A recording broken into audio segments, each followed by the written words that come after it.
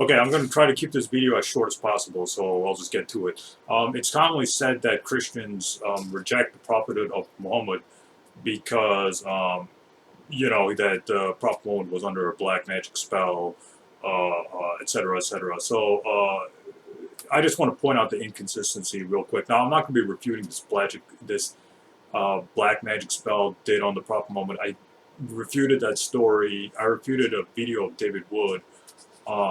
Back in 2019. So I'm going to post that. And towards the end of this video, I'm going to post that video where I refuted David Wood on the black magic spell and the Prophet Moment. So I'm not going to be talking about this here. I just want to point out the inconsistency of Christians who reject the Prophet Moment because of this.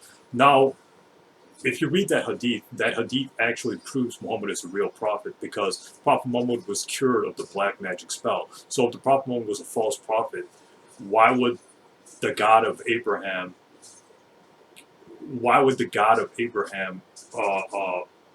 heal or heal the Prophet Muhammad? Why would the God of Abraham show the Prophet Muhammad a way to cure himself of the black magic spell? So that proves Muhammad is a true prophet, because if Prophet Muhammad was a false prophet, claiming to be a prophet of the God of Abraham when in reality he wasn't. Why would God cure the prophet? Why would God allow the Prophet Muhammad to cure himself?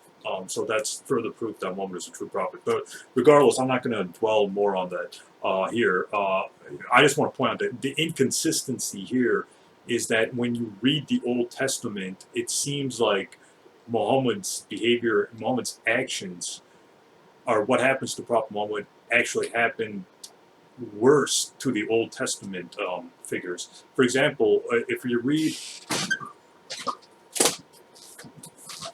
the Bible, right?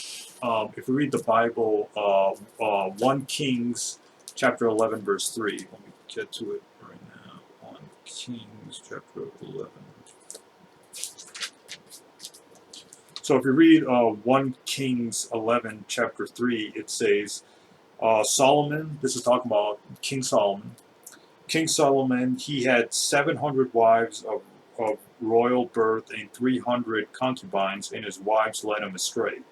As Solomon grew, 1 Kings chapter 11 verse 4 says, as Solomon grew old, his wives turned his heart after other gods, and his heart was not fully devoted to the Lord his God, as his heart, all right, let me read that again. 1 Kings chapter 11 verse 3 to 4 says, it's talking about King Solomon. He had 700 wives of royal birth and 300 concubines, and his wives led him astray.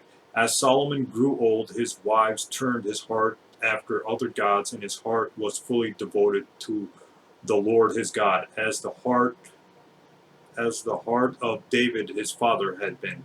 He followed Ashtoreth, the goddess of Sidonians, and Molech, the detestable god of the Amorites. So Solomon did evil in the eyes of the Lord. He did not follow the Lord completely, as David his father had done.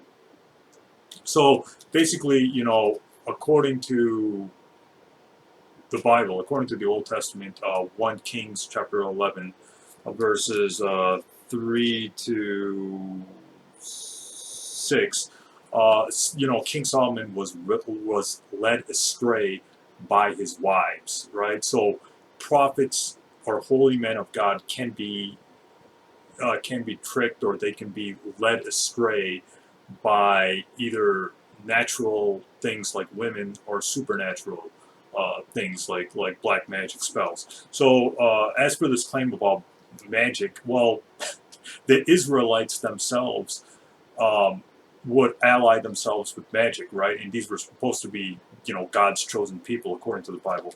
If you read Isaiah chapter 2, verse 6, let me get to that real quick.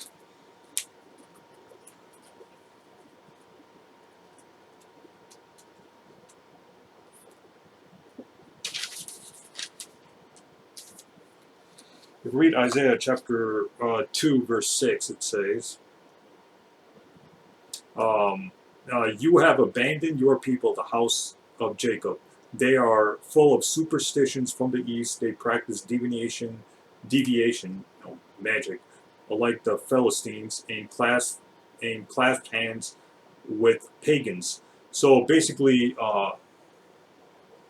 you know, the Israelites filled their land with sorcerers and allied themselves with pagans. So even these Israelites, you know, the descendants of Abraham, Isaac, and Jacob, these people were led astray by magic, by people who practice magic, and by pagans. So holy men can be what do you call it? They can be distracted, or they can be tempted, or uh, they can be tempted or swayed away from God by, you know, by sorcerers, by magicians, by, you know, pagans, etc., etc.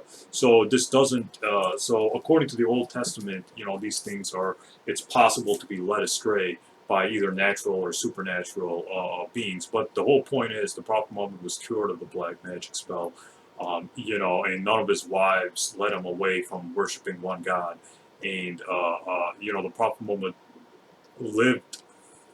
God protected the Prophet Muhammad long enough to complete his mission, uh, which was to spread the message of Islam throughout Arabia. So this is further proof that Prophet Muhammad is a true prophet, or a true prophet from the God of Abraham, according to, you know, Old Testament standards. Now, if you don't believe in the supernatural, if you don't believe in the Bible, if you don't believe in, you know, God, and et cetera, then that's a whole different discussion.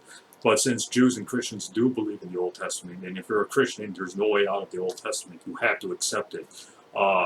You know, there's no reason to reject the Prophet Muhammad. So, regardless, this paints the inconsistency of Christian apologists who reject the Prophet Muhammad on this ground. Stay tuned. A lot more videos are up ahead.